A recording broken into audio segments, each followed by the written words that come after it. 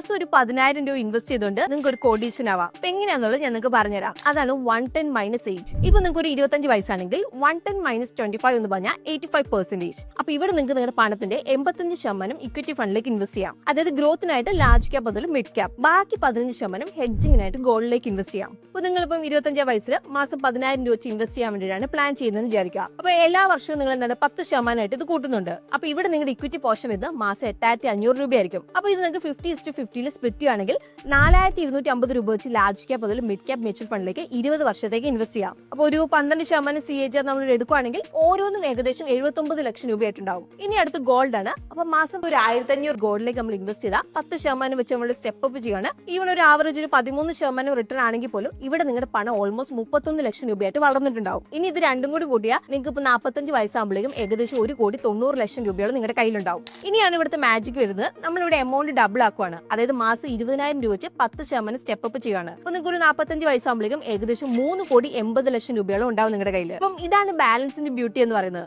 അതായത് step up investing വഴി growth plus stability. പക്ഷേ നിങ്ങൾ ഇവിടെ ഓർക്കാം, മ്യൂച്വൽ ഫണ്ട്സ് വന്നിട്ടുണ്ടെങ്കിൽ മാർക്കറ്റ് റിലേറ്റഡ് ഇൻസ്ട്രുമെന്റ്സ് ആണ്. അപ്പൊ അതുകൊണ്ട് തന്നെ ഇൻവെസ്റ്റ് ചെയ്യുന്നതിന് മുമ്പ് നിങ്ങൾ റിസർച്ച് ചെയ്തതിന് ശേഷം മാത്രം ഇൻവെസ്റ്റ് ചെയ്യാൻ വേണ്ടിയിട്ട് ഇവിടെ ശ്രദ്ധിക്കുക. ഇനിയിപ്പം നിങ്ങൾ എങ്ങനെയാണ് നിങ്ങളുടെ ആദ്യത്തെ 1 കോടി പ്ലാൻ ചെയ്യുന്നത്? ആ താഴെ കമന്റ്സിൽ നമ്മളോട് ഷെയർ ചെയ്യുക.